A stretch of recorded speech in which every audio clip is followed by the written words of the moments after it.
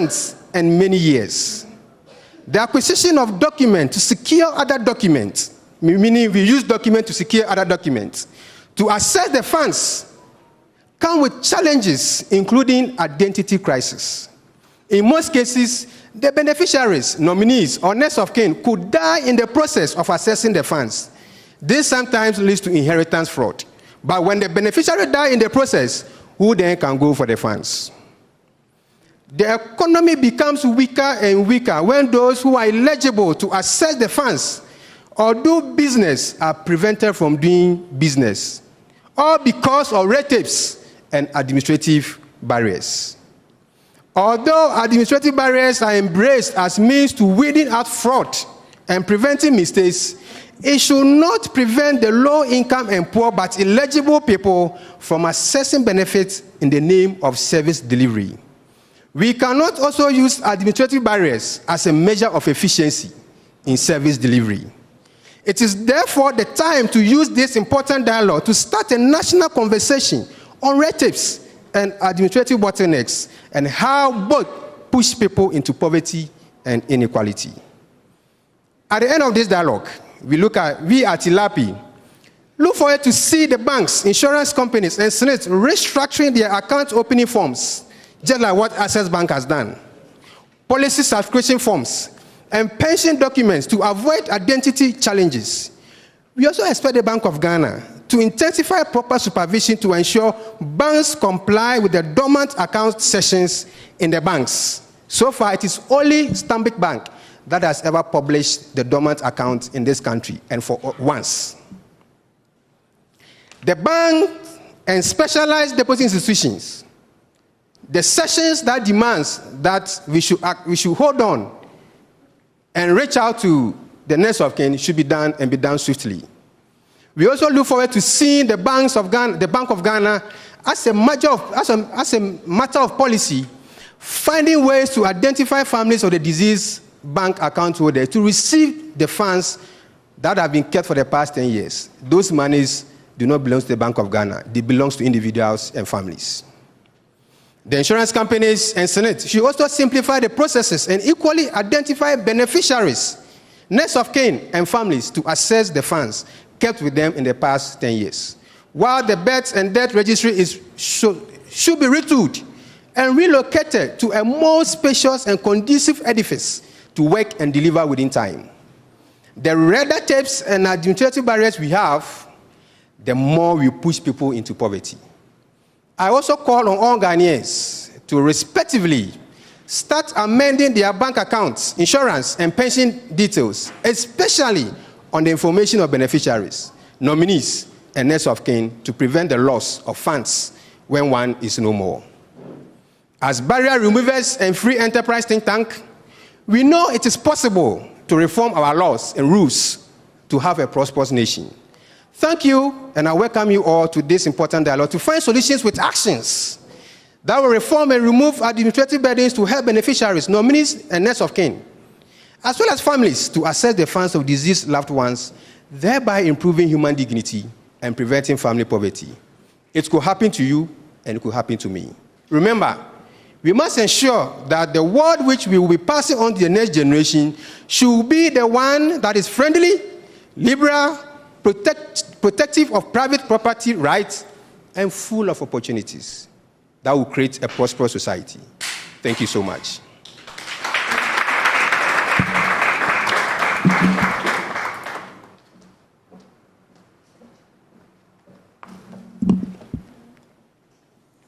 Indeed, we are here to work towards a possible way of removing these administrative barriers. I think it deserves another round of applause. So before I call on the next person to deliver the solidarity message, I have a list of dignitaries here I would kindly acknowledge. I have Honorable Francis Xavier Sosu. He's the popular MP for Medina. Please give him a round of applause. We have Ni Bote Afote. He's the Chief of Otino. Ni Afote, Chief of Otino. Correction. Thank you. John Boateng from SNET, General Manager. Leslie Boche from SNIT, and I also have William Brew. He's the head of conduct and compliance, Access Bank. Afrakuma Boateng, Miss, Office of Attorney General. I also have Florence Amankwa, also Office from Attorney General, and Amasiedu Okanta, Office from Attorney General, Office of Attorney General, sorry. Yes, so still on deliberating, I'll take a solidarity message from Frank Pa Kwabanakumi. He's the founding president for Fali Center for Transformative Society.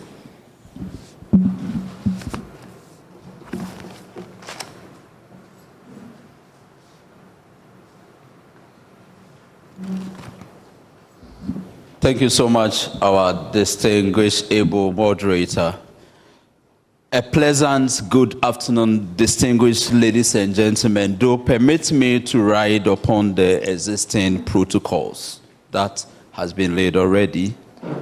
The Pali Center for Transformative Society, a non-state actor, pro-system and community improvement think tank, lended our support to our compatriots in the social re-engineering space, that is ILAPI, to prosecute this all-important public interest subject. As a non-state actor entities, we do reckon that we do not have the mandate of the people to make changes. However, we take solace in the fact that we can cause change by alternatively proposing to the powers that be when the gaps are identified. We have therefore identified some systematic gaps which need urgent attention. In order to remove or minimize the impact of poverty, we have also observed that the social safety net of our nation leaves much to be desired. The rich continue to be richer, and the poor continue to be poorer. This is unacceptable. We are therefore here to ignite a civic leadership and innovation initiative to spark a national conversation and hopefully to have changes effected. On this note, we want to wish each one of us a powerful conversation and an impactful deliberation. Thank you so much.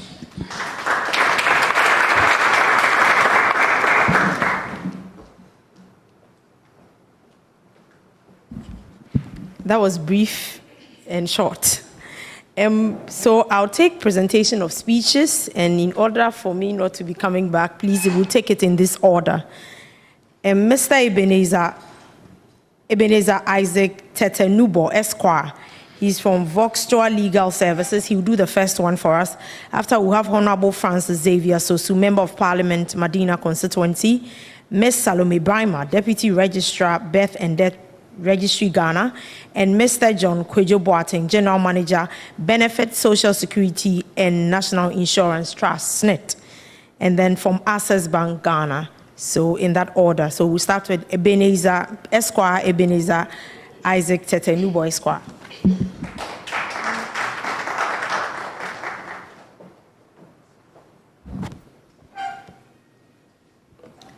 A very good afternoon to all gathered here.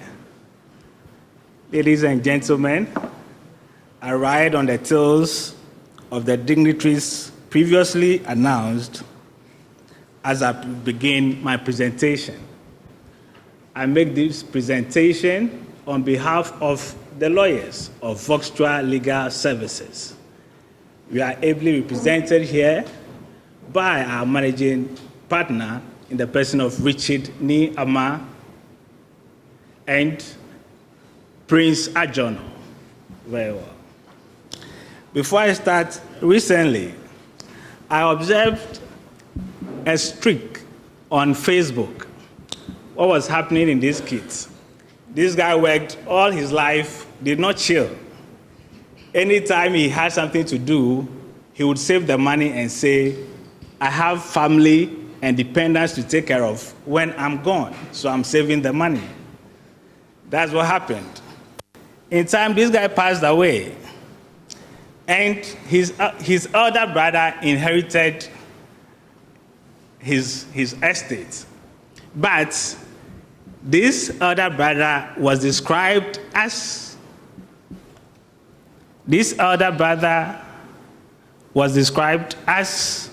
a next of kin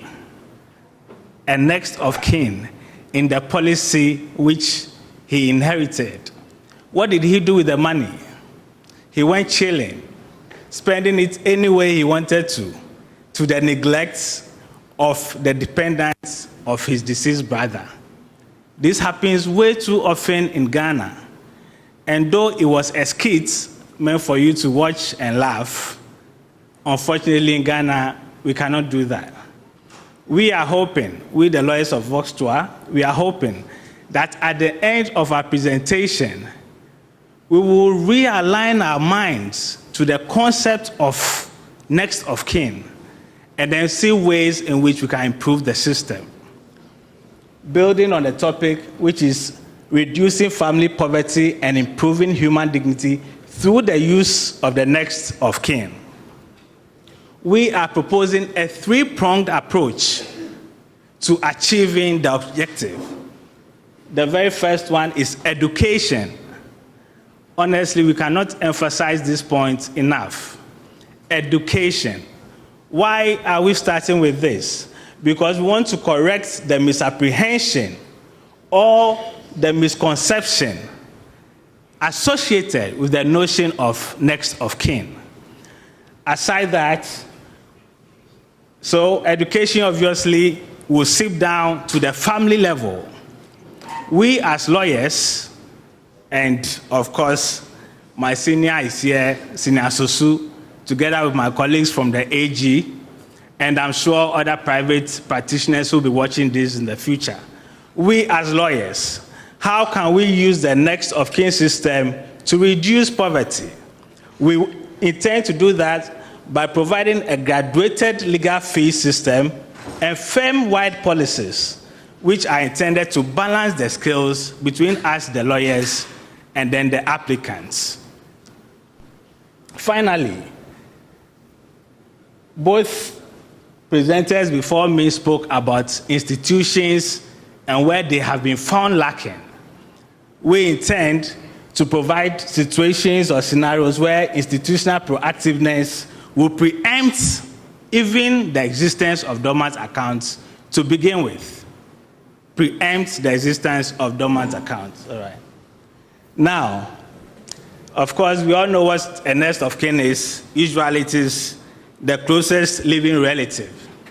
Of course, depending on where you find yourself, as one judge said, if I live here to go to the north to work and I'm filling a form, I may enter a next of kin who is a friend who can easily be contacted in the north.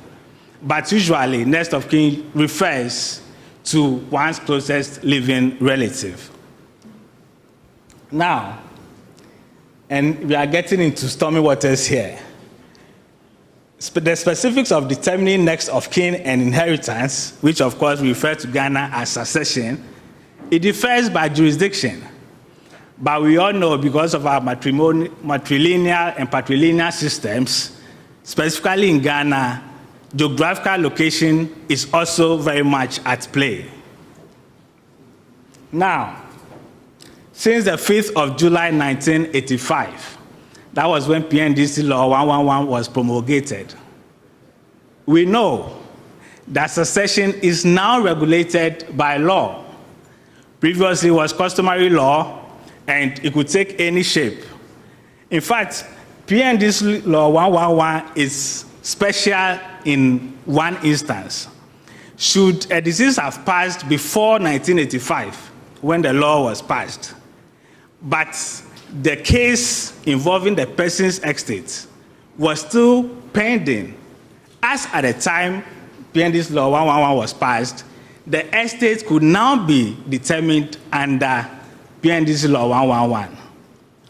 Suffice it to say, in 2023 and beyond, should a person die intestate in any of the instances referred to by the first speaker, it is PNDC Law 111, which will regulate the estate. Now, we have to pause here and take another look at PNDC Law 111, because it has a lot of ramifications for what happens on the ground, customarily, I mean. Please go on. Okay. So, on account of PNDC Law 111, if you are nominated as a next of kin, you cannot refer to you as a successor of the deceased. If you are nominated as a next of kin, you cannot call yourself the inheritor of the property of the deceased. And please, this part is very important. We know what happens in our towns and villages. Once someone passes on and another person is nominated or elected as the next of kin, quickly they take the law into their hands and start getting rid of the widow, the children. Please, on account of PNDC Law 111, you cannot do that. Okay. And of course, you are not the heir. But you are not the beneficiary as well. Now, of course, once you are nominated as a next of kin, you could be a beneficiary. And the law has made steps for you to proceed on to make you a beneficiary. But the fact that you were nominated by your past family member as a beneficiary does not automatically make you the person to inherit or succeed the property or amount of money for which you were made a beneficiary. It doesn't work that way. And I'll explain why it does not work that way. Please go on. You see, this is the case decided by the High Court in Kumasi. What happened was that, in Ria Piaget, the university had a superannuation scheme where lecturers would join the scheme and then put down a person as a beneficiary. This lecturer joined the scheme. He put down his mom as the beneficiary. When he passed, his mom attended to get access to the monies that he had put down as a scheme contributor. The court said no. And this is why the court said no. You see, and that's the second point. I would really want us to concentrate on that second point. It says, the High Court said the sole purpose of a nomination of a next of kin in a superannuation scheme is to assist the university authorities in tracing the members of family of a deceased participant. Honestly, if you do not leave here with any other information, I would really want you to leave here with this. First and foremost, the sole aim of a family member putting down another person as a next of kin is for this purpose. And indeed, please go on. As you can see, let me apologize for using my left. It's because of how the place is standing. As you can see, this decision was made in 1973, before the passage of PNDC Law 111 in 1985. The view that the High Court made in the first point was affirmed on appeal by the Court of Appeal, because the mother of the deceased went to the Court of Appeal to challenge the High Court decision. And the decision was affirmed. But look at the very last two lines. 2010, the Supreme Court had occasion to pronounce on a next of kin. And they went back to 1973 to adopt the ruling given by the High Court. So there's no controversy at all. If you are nominated or elected a beneficiary, a next of kin, it doesn't make you the successor, it doesn't make you the inheritor. You definitely cannot have access to the deceased person's property. Very well. Now, good. But the story is not that cut and dry, because usually in insurance schemes, they put the word beneficiary. They put the word beneficiary. Now, this is what Section 14 of our Wills Act says. I've highlighted the important points in red. It is saying that if there's a life policy, so first of all, there has to be a life policy. Not only that, the value of the policy is expressed on the face of the policy. So you can see it there, 50,000, 20,000, it is expressed on the face of the policy. Then, and it is obviously for a benefit of that person's family. In fact, here there may be an issue. Should you make a non-member of your family your next of kin? But that's for us to get cross when we get there. So a member of that person's family, unless it is expressly revoked by a will. Okay, let me go back a bit. So this sentence is saying, even when you name Richard Amma as your beneficiary in your policy with SSNIT, you could, in your will, revoke that clause, and on your death, Richard Nyama will not get what you are owed under SSNIT.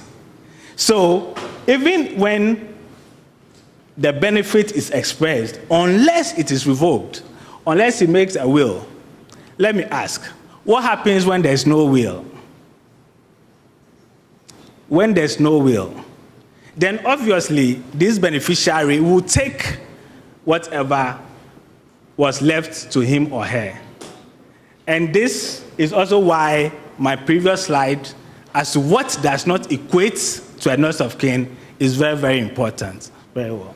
Now, of course, SSNIT and the insurance companies, even Momo, they are not the only institutions that provide policies. So how then do we determine in a particular instance whether or not you are a beneficiary or simply a person to be contacted in the case of any eventuality? And that is provided down here. As long as the nomination does not align 100% with the dictates of Section 14 of the Wills Act, you and I, we are just people or persons of contact. You do not take under that policy. Okay. Okay. Now, at the very top, I've written next of kin, customary successor, beneficiary. Let's not forget that the passage of PNDC Law 111 does not actually do away with our customary notion of a customary successor. The passage does not cancel our practice of having a customary successor. Good. If it does not, what avenues, when we realize that next of kin, customary successor beneficiaries are not necessarily inheriting the property of the deceased, what avenues are therefore available to such persons? And this is linking very correctly into how we intend to fight poverty using the next of kin system.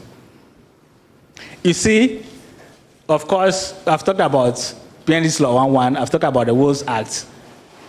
Administration of Estates Act 1961 as amended. Section 9 says discretion as to grant of administration. Section 79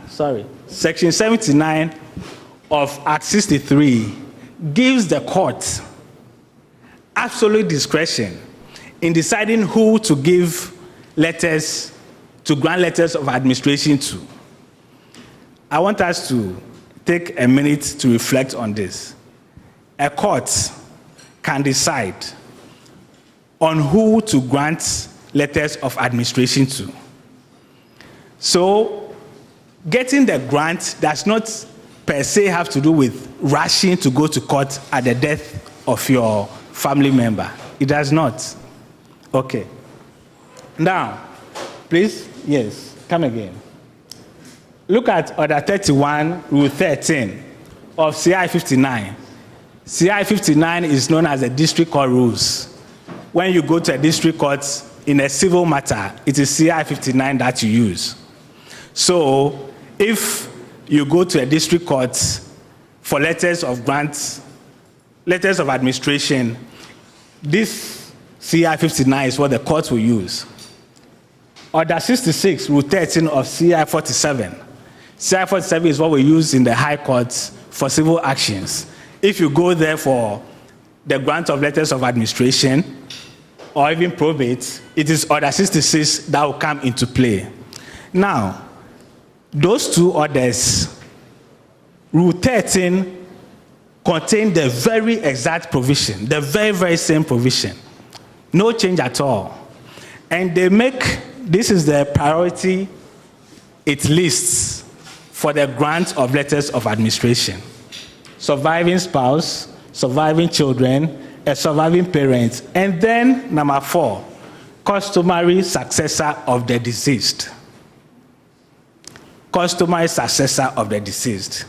Now I ask you this, if we know in our towns, in our villages, in our houses, in our homes, that these 4 persons, by order of authority, are the persons to whom letters of administration can be granted, then we know, conversely, that should any of these persons rush to the court for letters of administration without the participation of any of the other groups, the court, in exercising its discretion under Section 79 of Act 63, may refuse to grant the letters of administration.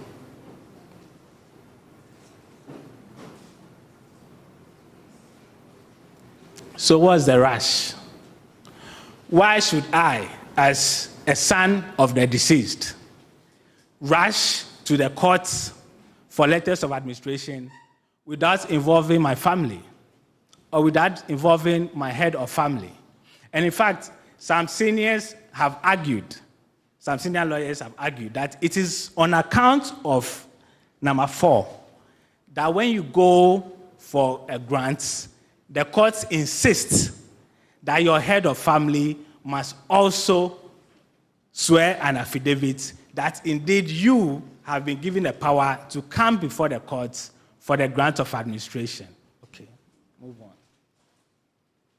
Now, should the preceding slides be accepted and appreciated by all of us, what will be the outcome? Well, first of all, customary successors, they will not take matters into their hands on the death of a family member, because they will know that whatever they do, should the case get to the courts, it will be set aside. And it happens all the time in our courts. It happens because of misapprehension of the notion of next of kin. That is why we say that education in this regard is so important. The education must seep down into our rural areas for them to appreciate that just because you're a customary successor, the property is not yours. It simply isn't. Of course, same way, persons who have been nominated as next of kin and or beneficiaries will not appropriate the properties involved. Now, better and wider consultation and agreements among families, 4 letters of administration are applied for. Because if I'm a next of kin with SNIT, Peter is a next of kin with Glyco, 3 of our other siblings are next of kins, none of us will be rushing to the courts. We'll come together because we understand the process. And then when we do apply for the grant, it will be once and that will be for all. Okay. Of course, collaboration and then reduction in the frequency. Okay. Reduction in the frequency of other family members filing to set aside grants or caveating against the grant to particular persons. Now, let me ask a question. Which of these points does not include money? Does not include the expense of money? You see, when a customer successor or a party nominated takes the law into their hands, it will result in the 5th point. Other family members will go to court to set the grant aside, or when the notice are pasted for 21 days, come to court and caveat. So even though we agree in this room that institutional blockages could affect the financial standing of the family, these are steps taken by the family members themselves which lead to the very same outcome, the depletion of the estate. That is why we should not be like the 1st and the 2. Instead, we should be like the 3 and the 4, so that in the end, monies expended out of the estates will be kept to a bare minimum. Okay. This is the conclusion. If persons nominated or appointed as next of kin, beneficiaries, and customary successors appreciate the legal consequences that flow from said appointment or nomination, monies expended by the family itself, which monies only deplete the estates, will be kept to a minimum and be enjoyed by all persons entitled to share in the estates. I want to make a very humble plea here. When we leave, let this information, let this education live with us. Let us share it with our families, our friends, anybody we come into contact with, because this is honestly the only way the family itself can save money. And you will see from the other points, none of the other points is within the power of the family. This is the only point, this education, and then taking actions on account of that education, through which the family can save money and then reduce the poverty within the family. Okay. Now, let's come to the lawyers. I'll be very brief here. We all know lawyers like money, so I won't talk plenty. Now, that first point, remuneration for legal services must measure up to the value of the time spent or value created as determined by the economic environment in which the service is provided. That is a direct quote from the Ghana Bar Scale of Fees. It says that when we create value, we must be compensated appropriately or proportionally. Well, that is true. But look at the second point. Statutory charges are not within the control of a lawyer and should be borne by the applicant. All right. Now, statutory charges are like tax charms, filing fees, and things. They are not within our control, so we cannot go there. But we, at the law firm of Voxtra Legal, this is what we've adopted. A basic payment amount, it can be as little as 1,000 cedis, and then a percentage of the value of the estate. Should the applicants agree, then this will be by the family, and that will be that. Okay. Okay, pro bono service, of course, yes. Okay, let it come. Okay. And these are firm-wide policies. Firm-wide policies are to be undertaken by the whole firm, just for the protection of the applicant and the applicant's family. Okay, let's move on. Okay. Now, I read the the directive by the Bank of Ghana. In fact, you can go to the next slide. The next slide. Yes. Okay. So accounts that have remained inactive for 2 years move into a reserve account, and then after 3 years, they are supposed to be sent to the Bank of Ghana. The question we are asking. No, let's go. And please look at the very last 2 points. The bank is supposed to publish on its website and in 2 daily newspapers accounts that remain dormant for 5 years. I do not know who in my little village of Ningo will be reading the newspaper or visiting the websites of all the banks in Ghana to ascertain whether or not my dad's or my mom's or any of my family members' accounts has been dormant. And this is even worse. Should I find out that one of them's accounts has been dormant, I have to take legal steps to make claims for the funds by presenting all relevant documentation.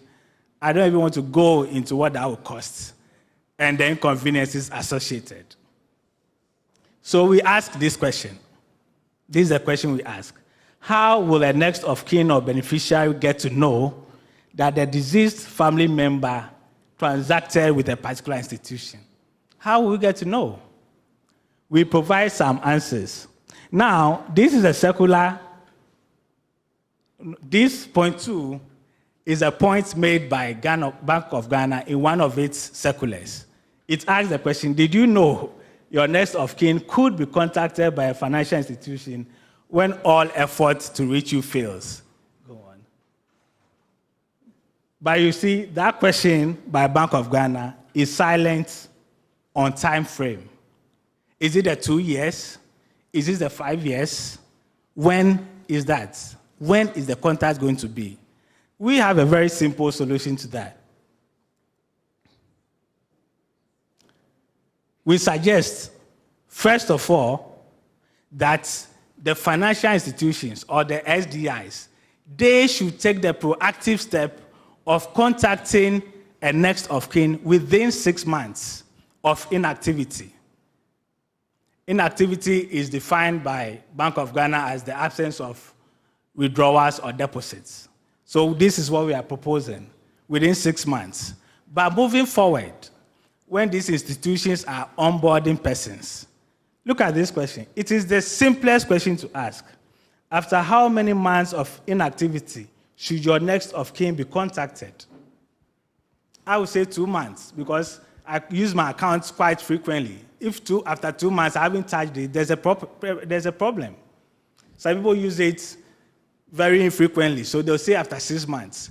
But just the existence of this question will put a stop to all the dormant accounts. Just that question. So we are urging, I know Access is here, I know SNIT is here, I'm sure other financial institutions will pick this up. When you modify your processes, please simply insert this question, let the account holder or policy holder answer it, and then work in line with it. The issues with dormant accounts will be a thing of the past. Finally, and this is my conclusion, I told you what we as Voxtra lawyers will do. Graduated skill, pro bono service, and no. What if not all lawyers sign up to that?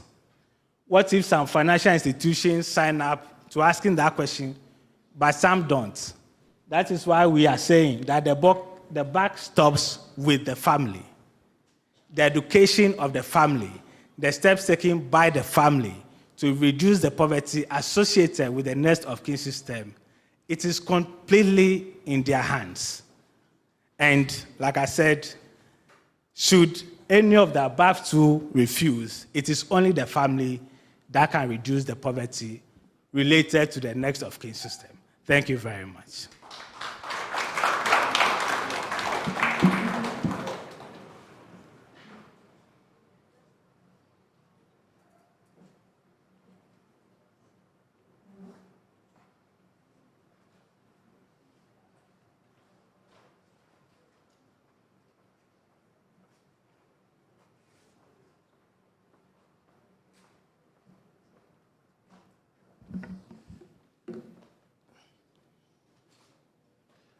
I will also beg to stand on the protocols that has already been established, and to say that when my colleague was talking about pro bono services, I was reminding Nana that pro bono services are good, but in this country, nipa a cobra. Ghana for Dudwana ya cobra. Nti se yesi se efidie chi aboa ne sonko na uye ne susu ana dani asemfufuro. But you know, like the Bible says, we will not be tired of doing good, because at the appropriate time God himself will reward. So thank you for what you do at the Vox Legal Services. Mine will be a very brief remark. Thank you.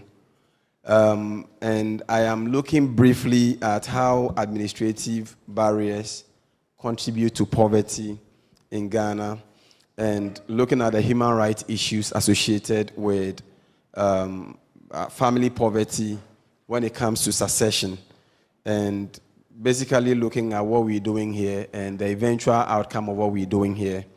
I believe that the human rights issues associated with succession are very, very obvious to all of us, particularly when it comes to inheritance laws that sometimes discriminate on grounds of gender, ethnicity, and depending on which family you are coming from, whether you are matrilineal or patrilineal, how you could be disadvantaged. It is important for us to accept the fact that it is because of removal of the inherent or the systemic challenges associated with our traditional way of inheritance that the PNDC Law 111 was enacted. Thankfully, I was part of the Constitutional Legal and Parliamentary Affairs Committee meeting that is currently reviewing the PNDC Law 111.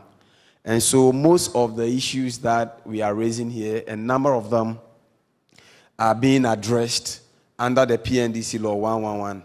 And I'm hoping that dialogues like this would help some of us in Parliament and in this space where we are working on some of these laws deal with the issues or the concerns that are being raised here. Now, it becomes worse when properties go into litigation, you know, or a deceased person's property goes into litigation. The issues of rights that are associated with them sometimes can be unbelievable. And I don't know whether it's because either the next of kins or customary successors don't feel the impact or the effect of leading an entire estate into litigation when there are beneficiaries. Sometimes, particularly when there are children and there are elderly people who must be catered for, and you see people strongly, you know, opposing each other. And I've done a number of administrative succession matters, and they never end well. It's always a pain, and the administration, the estate is never, ever administered because of a number of caveats and a number of... So it's quite sad when it comes to administrative of estates in these matters. Thirdly, you would realize that access to justice generally is a problem in Ghana when it comes to administration of estates. My colleague is talking about the services they render. I think one of the areas where legal services is so expensive is when it comes to administration of estates. So anytime people come to me, you really want to help, but it's expensive. In fact, even when you are going to court to do LAs, sometimes the tax component of the property, people do not have the money, they don't have the means. And so it becomes very, very difficult for them to properly have legal representation, and that makes it more difficult for them. And today, I am particularly happy by what ILAPI is doing, because administrative barriers, in fact, what I've talked about, when you put all of them together, it amounts to administrative barriers. All things being equal, if you pass away today and your properties can just move directly to your beneficiary, you don't have a problem. But we have a system in place that makes it more difficult for people to benefit. You know, for example, the next of kin issue we're talking about here. You look at how complex the forms, the bank forms are, even when people are filling them. How many of our farmers in the villages, when they are filling these forms, understand the effect of these forms? Our market women in the market, how many of them understand the complexity of the forms they are filling when they have to nominate people who will be their next of kins? So these are some of the things, and it's so important that this conversation will resort to a more simplified, approach of people getting benefits when their families passes or when they are beneficiaries under people's their family members' estate. Now, if you look at the length and complexity of our bureaucratic processes also, the length and complexity. And in Ghana, every office that has to do something has become so corrupt. And I can't say it any other how. Whether it's a birth and death registry, passport office, wherever you go today, to transact in public good, you need to pay people to do the work they are paid to do. And so it becomes so worrisome when somebody is no more and you have to take steps to redeem your own property. And so that's one of the things. And then the cost of legal, the legal costs, and then the procedures also. I believe that we can, one of the benefits of digitalization is to simplify most of these processes. So I'm hoping that we will be able to use digitalization as a tool to further simplify these processes. Now, every policy formulation begins with agenda setting. So what we are doing here should not end with simply having a conversation.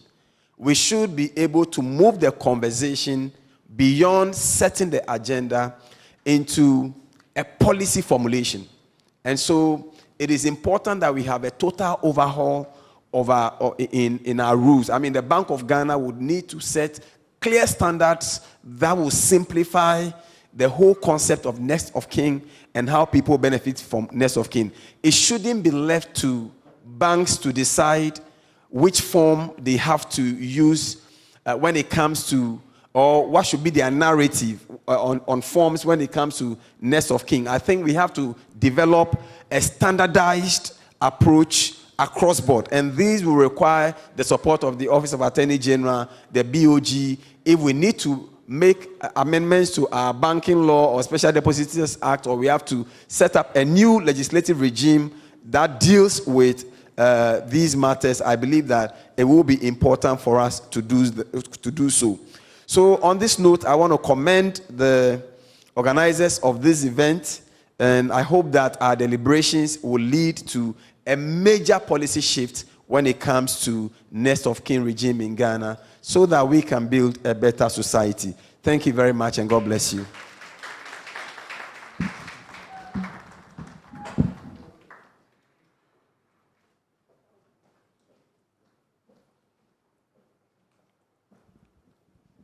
Well, we've heard from 2 speakers. We have some few more speakers to go.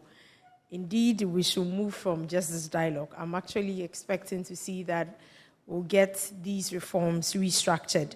We'll take a speech from Ms. Salome Brima, who is the Deputy Registrar for Birth and Death Registry Ghana. After that, we'll have Mr. John Kwejo Boateng, General Manager, Benefit SNIT, and Mr. William Brew from Access Bank. So please follow in that order for me. Please give her a round of applause as she comes.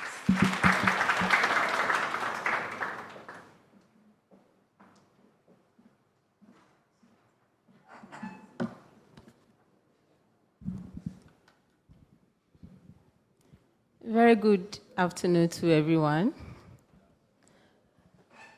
I would also like to stand on the existing protocol. I came across these words by Sidney Sheldon, which states that being poor is only romantic in books.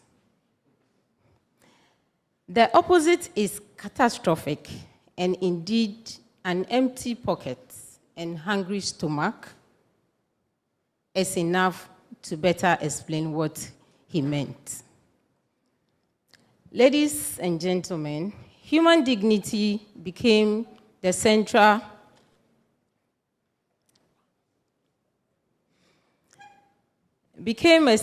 principles of international law and human rights and Universal Declaration of Human Rights,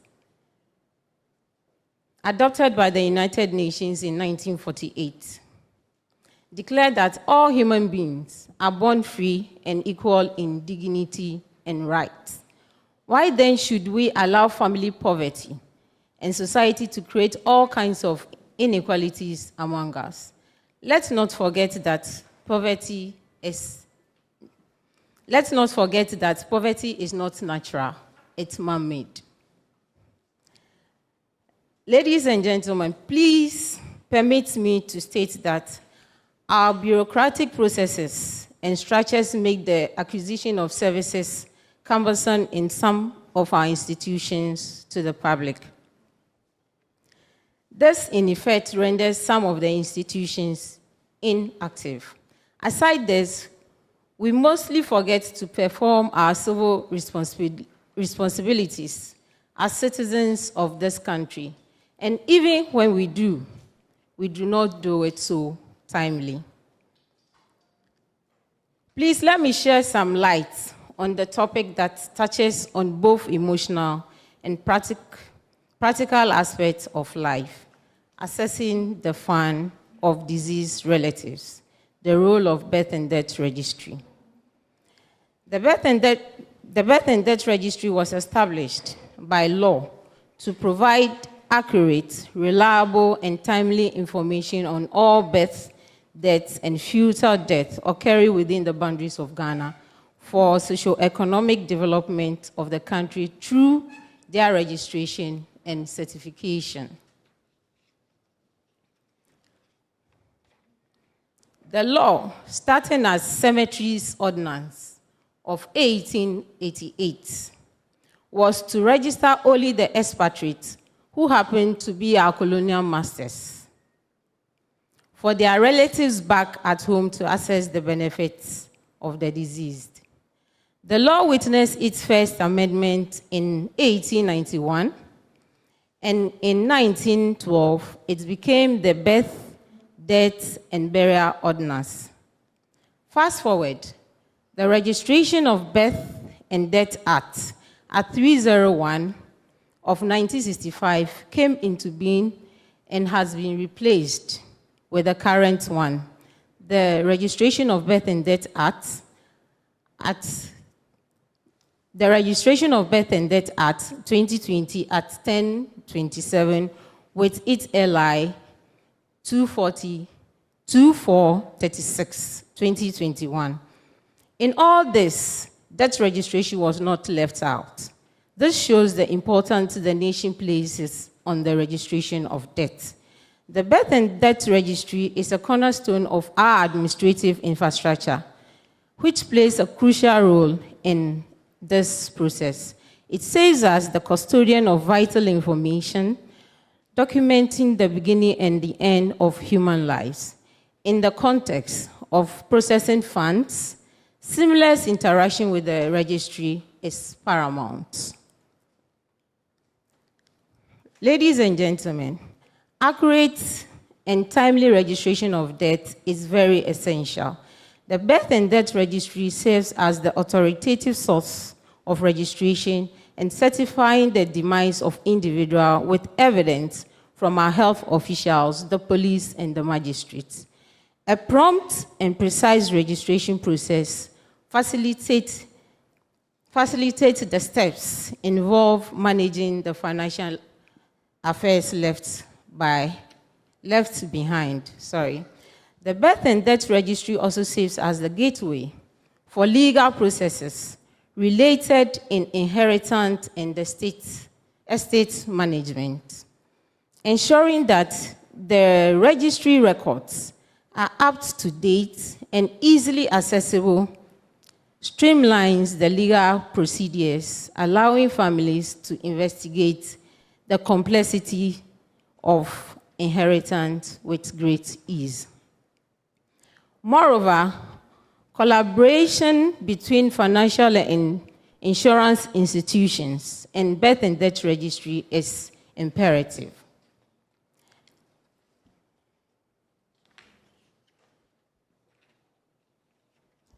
It's imperative to secure channels for the transfer of information, ensures that accessing funds is a smooth process while safeguarding against potential fraudulent activities. I thank the organizers of this program, and I'm very glad to see all relevant stakeholders present at this gathering. It gives me hope that we shall all look into the loopholes and strengthening processes towards reducing poverty for the better of our citizens, because you and I have a role to play successfully. In conclusion, ladies and gentlemen, the Birth and Death Registry stands as a vital organization in the process of assessing the funds of the disease. Its efficiency, accuracy, collaboration with other institutions are vital for easing the burden of grieving families. Together, we can build a system that not only honors the departed, but also provides solace and practical support to those left behind.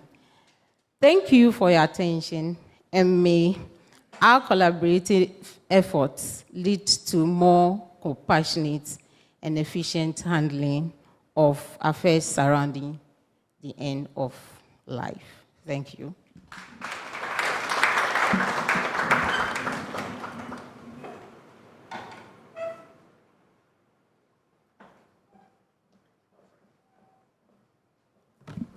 Kindly note that all speakers should try and make it within 10 minutes for us. We actually have a dialogue, which might take longer. 10. Wow. I skip most of my slides.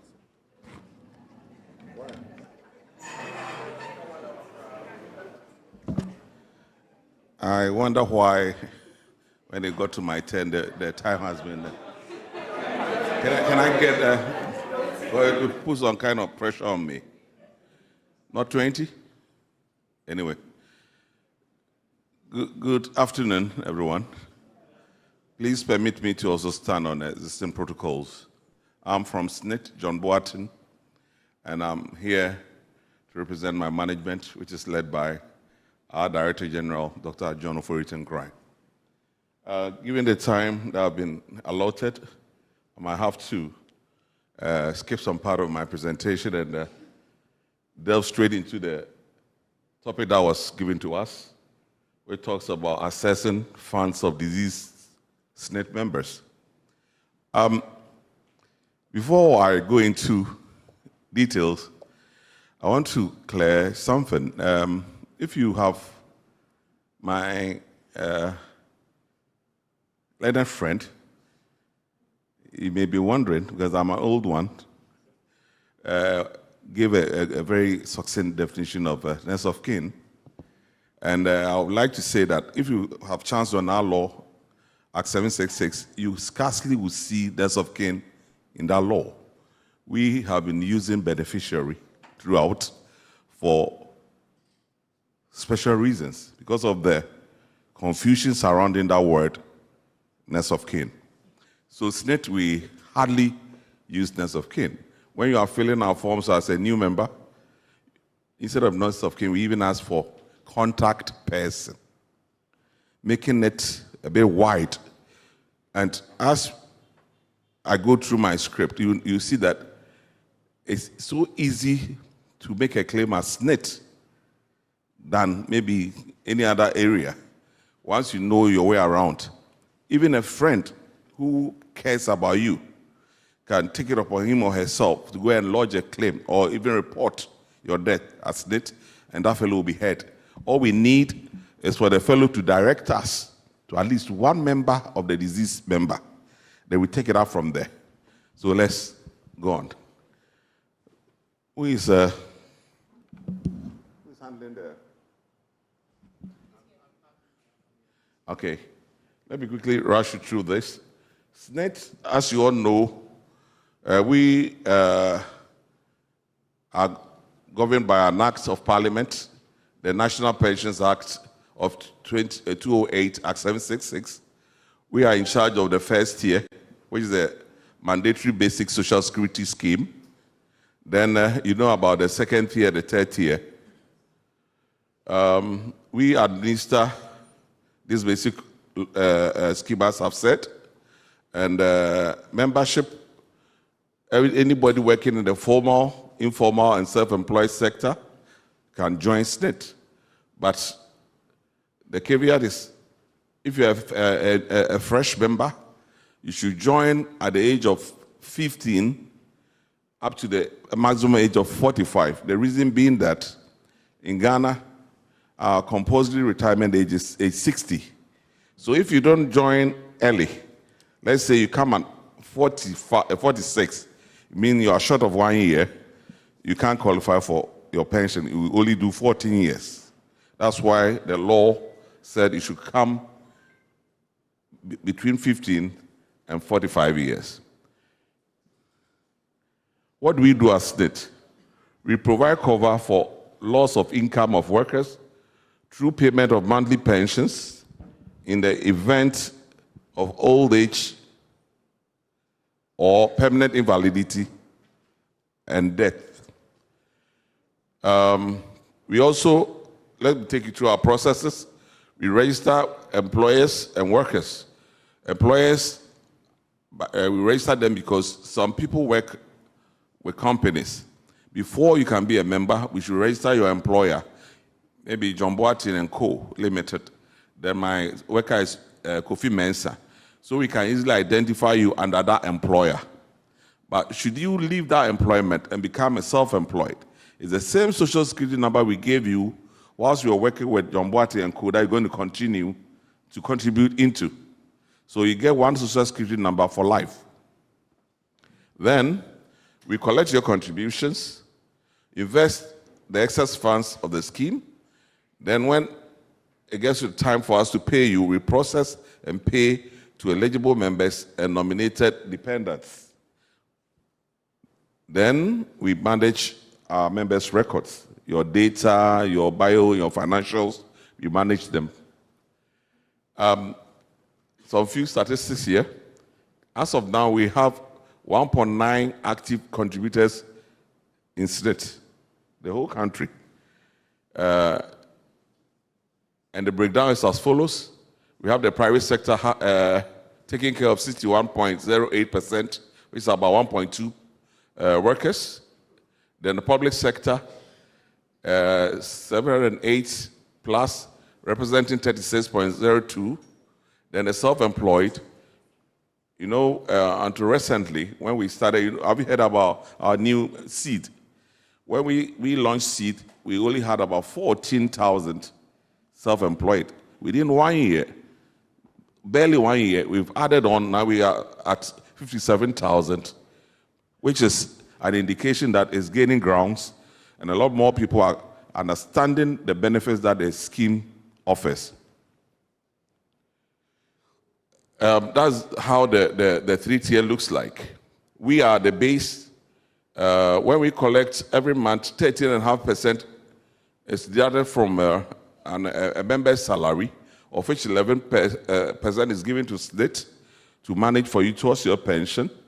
And out of that, the 13.5%, 2.5% is ceded to NHIS to take care of your health insurance. Then, second tier, you're supposed to have 5% paid to your corporate trustee. That one, your company or you, the individual, you have a choice to determine who should be your corporate trustee. The third tier is the third arm of it. That one is it's also voluntary. Eh? The other two are mandatory by law. But the third tier, if you still have funds to spare, you can go find a third-tier operator, and we have most of these insurance companies and private schemes operating some form of pension. Over there, you can also contribute as much as 16.5% of your earnings to top up your pension. What does this tell us?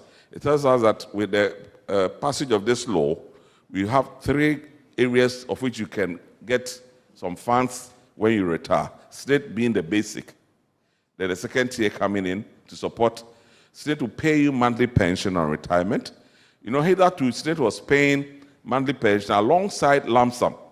But when the law was passed, as FCCS was passed, it took away the lump sum aspect from SNIT and gave it to the second tier companies or the fund managers to operate. So this time when you retire, we pay you your monthly pension, then the second tier operators will pay you your lump sum, and if perchance you went for a third tier, they will also pay you some form of lump sum as a top-up. So these are the benefits that state offer. Old age pension, invalidity pension, survivors lump sum, and we have immigration lump sum for foreigners who are working in Ghana. They also wanted to be part of it, and they are seriously partaking in the cake. Then, should you not be able to qualify for old age pension, you will be paid old age lump sum. I hope I'm clear up to this point. Okay, so now, what do you get when you sign up to SNIT? Up to 60% of a member's 3 best years average annual salaries are paid to you as pension. Want of time, we can't go into all those, but maybe when you have time, you can contact us, and we'll give you much details on that. The scheme also assumes longevity risk. Why do I say so? When you're a member of SNIT and you're on pension, even though per Act 766, the annuity period ends at age 75, should you be strong and you live long, even up to 150 years, state is obliged to pay you to 150 years or 200 years. So all you need to do is take very good care of yourself. You'll get bonus till you die. And the good news is that every year, pensions are indexed and increased. So the longer you live, the better it is for you as a state pensioner. Then pensions are increased as even there annually to maintain purchasing power of pensioners. Then we also pay invalidity pensions for people who, for some reasons, were unable to continue with their journey of work. You might fall sick along the way. You might be engaged in some accident. And when the medical board doctors certify that you are unable to engage in any gainful employment, they will advise us, they will put you on pension. You might even be 20 years, 30 years, and that one will continue paying you till death. There's an inbuilt life policy, and this is where my topic will be centered. As you sign on to SNIT, more or less you have signed for a life insurance. Should you also pass halfway, then your beneficiaries will be called and be paid survivors' pension or lump sum. Money will be paid to them as you directed us. So, like I said when I started, when you are a member, we give you a form to do your own nomination as if you are writing a will, which will be sum up to 100%. So if you have 5 children, you can give them on your own 20 apiece. If you decide to make it 10, 5, it's your choice. But it should sum up to 100%. Then we have the immigration benefits for people who are non-Ghanaians when they are leaving, whatever has accrued to them with the interest, which is very good, is paid to them. So the other benefit you get, once you're a SNIT member, you don't go and pay, what do you call it? When you are renewing your NHIS, you don't pay. Your premium. Or I hear what you only pay is processing fee of 6 cedis or so. Or because SNIT every month gives some money on your behalf to NHIS to cater for all that. Then we've done some analysis. You can see when you are a member of SNIT, the money you get from us in the long run it gives superior value as compared to most of the investments we have in this country, because it's a long-term payment. So if you sit down and start asking, so how much have I received from SNIT since I went on pension? And probably you want to compare with, maybe if you put it somewhere, you see ours is superior. And we have proof. Maybe tomorrow any of you can come to me and I will show you proof.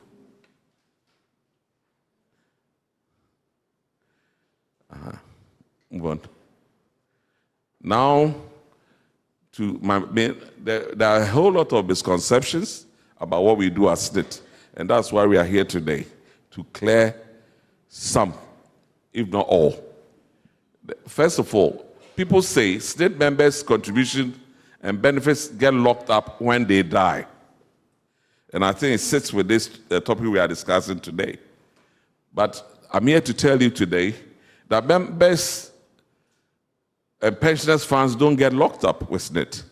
The reason being that SNIT pays survivors' benefits to validly nominated dependents, including minors, nominee, and other nominees who may be included even through court order. Should somebody, maybe a child, be unnominated by a parent and he feels that he was a dependent of the parent while the parent was alive, he or she has a right to go to court and ask for inclusion. And we will wait for that court order and argue. So it's so flexible. Once you think you can make a case in court to be included, we allow that. There's another misconception that SNIT delays processing of benefits for beneficiaries. And the answer is we pay benefits to survivors within an average of 14 days after the death is reported to us. If somebody has recently come for a claim, I think the fellow will bear testimony. In the past, yes, I admit, it used to delay, but now we've all gone high-tech. Everything is, we're using technology, we're using modern gadgets, so within record time, you are paid. SNIT benefits are low. I hope people have heard that. If you know the highest paid pensioner in this country, as we speak, every 4 weeks, if you say 1 month is too long, receives 1.6 billion plus cedis, Ghana cedis, from us. 1.6 billion. You see it? So, you'll be wondering what he did. Yes. The fellow was a businessman. If somebody can earn such and that much from a scheme, then it tells you, if you put in much, you get much. The concept of our scheme is that the more you contribute, the more you get. If you contribute low, you get low. So I will urge you, those who control your own funds, try and improve on it year by year. And you can be assured of very good pension at the end of the day. If somebody is taking 1.6 billion, every 4 weeks we pay the fellow. And there are a lot of people in the region of 500 million, 400 million. So please, don't think it's low, because people are really enjoying it. And it will be good if you also enjoy it one day.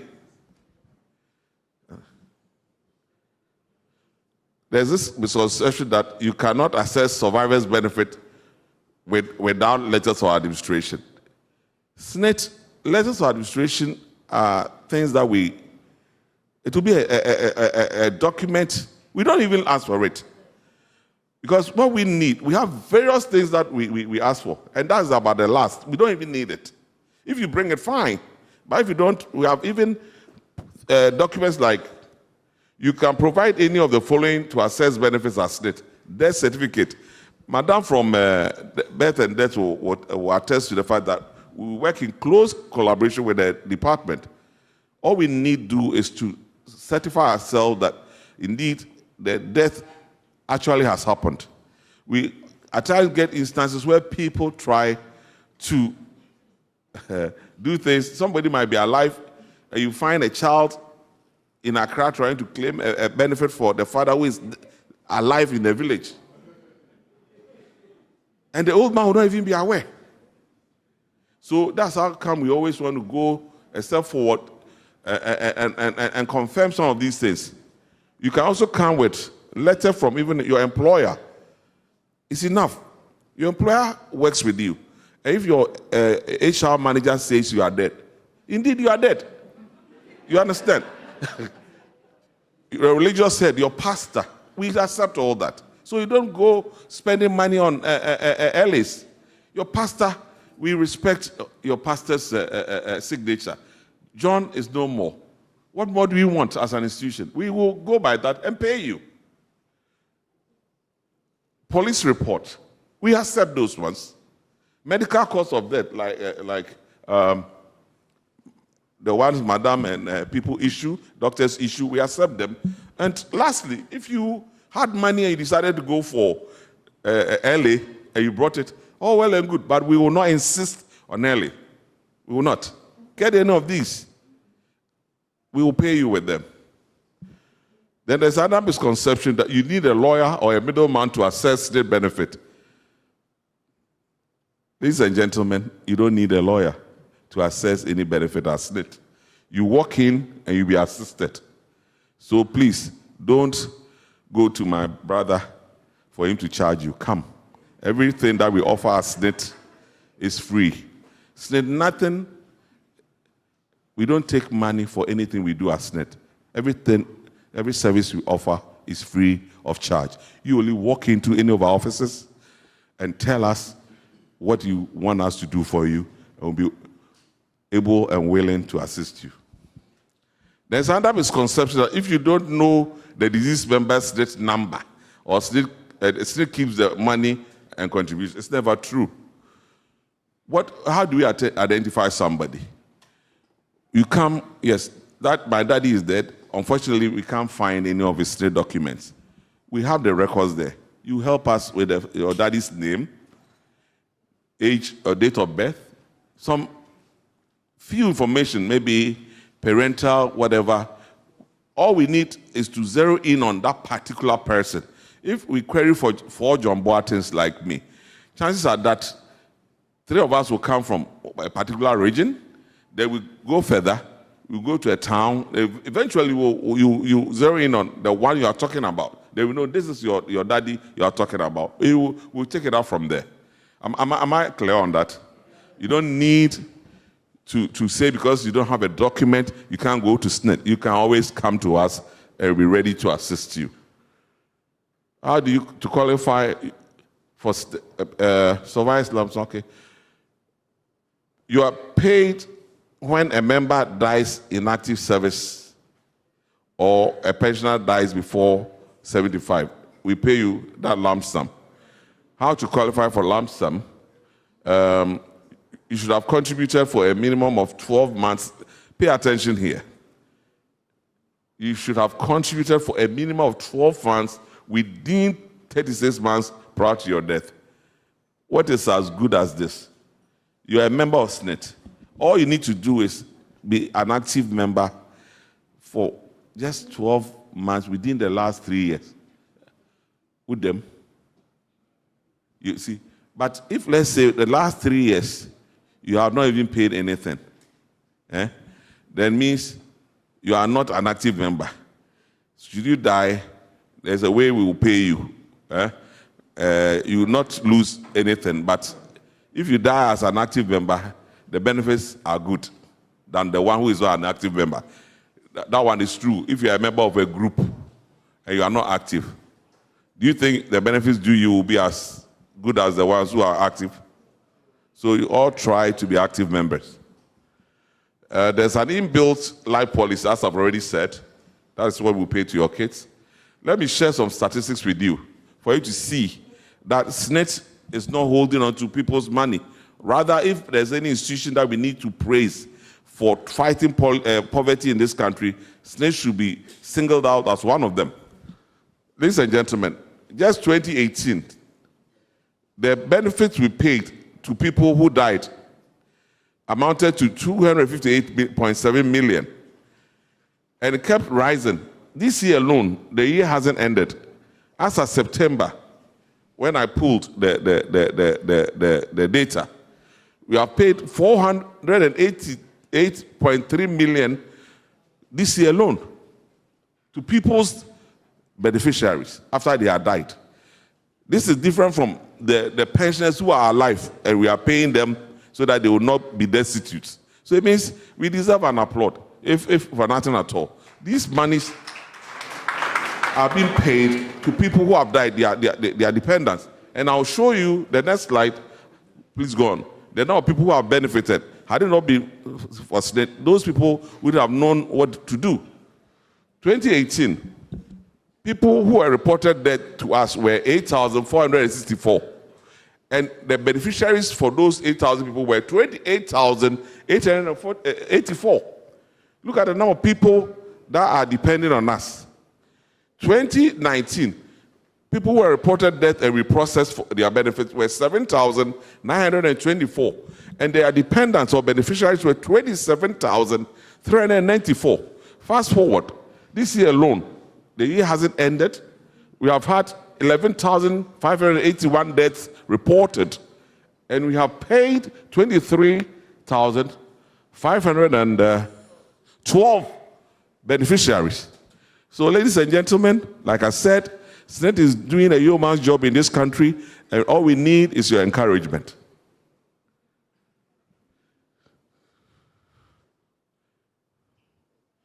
This is another process chain. For want of time, let's move on. Now, areas that we all need to assist us try to reduce or even eradicate. You see, possible causes of delay in processing survivors' lump sum.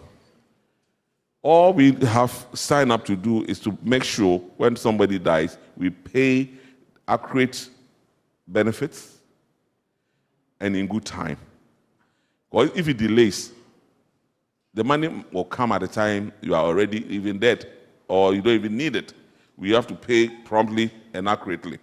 So there are certain things that we encounter that we want to share with you so we all will help us to reduce them. So people fail to provide evidence of death. You come to me complaining about death of a relation.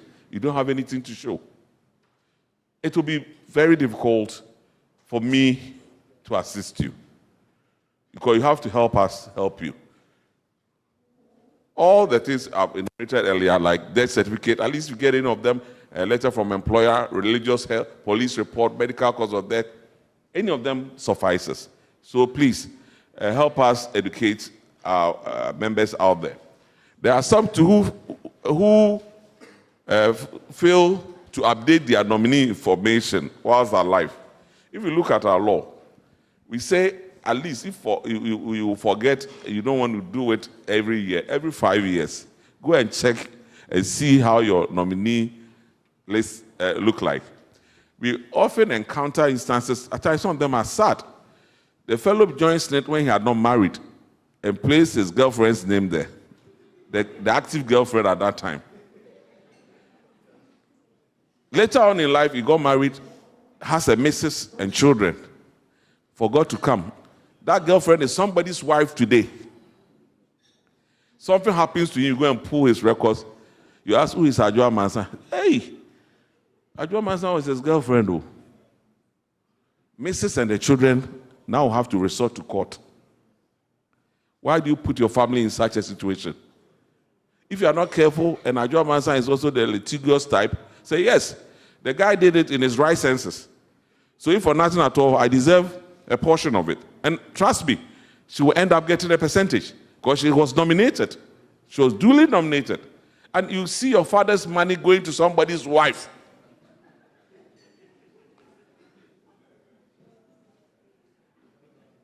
It shouldn't happen to us. So, ladies and gentlemen, occasionally, pass by. Let us tell you who is on your nominee list. And there are some. Your last born. The last borns are always forgotten. When you start the family, first two are put there. You added a third child. And you are my baby last. Meanwhile, you are forgotten about baby last. But for Children's Act and other laws in the country, that baby last would have lost. Because if tomorrow you pass and your adult children are wicked, they will tell baby last, daddy loved you, he would have put you there. He gave us 50-50. So go and see him at the cemetery and ask for your portion. So please, the nominee is very important. Let's take it very seriously. There are other people who are also very litigious family members. The moment you pass, if I don't know whether he sees himself as next of kin or whatever, he wants to go and create problem. But the good news instead is that we rely on your nominee list. Anything short of that, we resort to court to give us direction. So you don't have any problem there. No death of kin will come and worry you. Madam says my time is up, but it's getting interesting, but don't worry. Let's move on. Let me give you a few takeaways. If you don't remember anything, remember these ones. The SSNIT scheme is very good. Like I said earlier, what you put in determines what you get. Benefits are predetermined and guaranteed by law.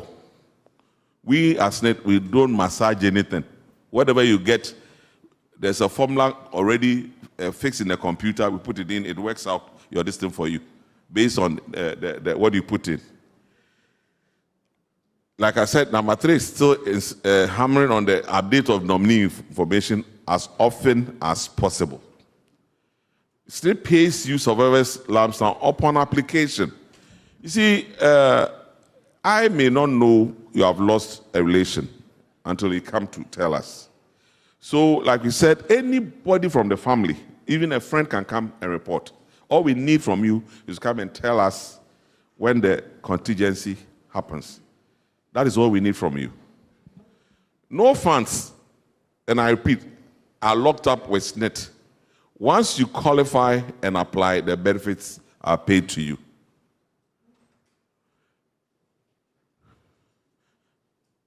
Please, you can pick these numbers, contacts, in case you have anything as SSNIT. It will be on the screen for a while. Contact us, and we'll be more than willing to assist you. Thank you very much.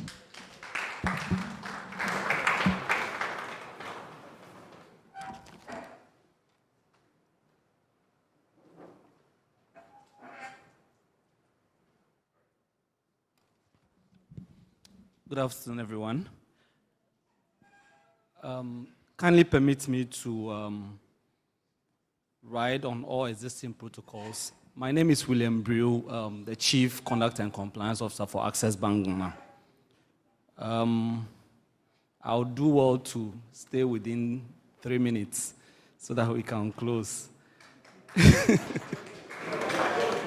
Okay, so just 3 things that I want to talk about. One, on the dormancy process.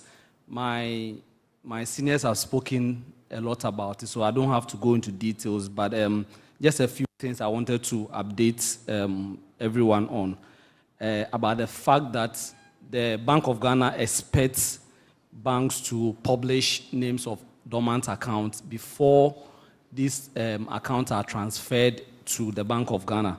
However, before that, there are a whole lot of processes that we go through before the 5th year that we are required to transfer these funds to the Bank of Ghana. The same guidelines also ensures that banks are sending information through all available channels. And these are the emails, the telephone numbers provided during account opening, as well as information on next of kin. And that is something that we are at Access Bank, we have done well in our account opening packs. The standard requirement is that you have the person's name there. However, we pick the name, the phone numbers, the address, even the municipal assemblies that these people exist in. As much as possible, we want to have information that can link us to the person that we can contact to, in case we need to get in touch with our customer. I think the problem we face in doing that, also some of the speakers have spoken about this already, is the fact that during account opening, probably somebody comes with a friend to come and open an account. So next of kin, they just put their friend's contacts there. And some of the information that is even being collected to people even have a problem with you asking them to provide next of kin information. And so during that time, they also, all they need is an account. I need an account number, give me an account and stop asking all these questions. And so it's very important now when we are opening an account, we should do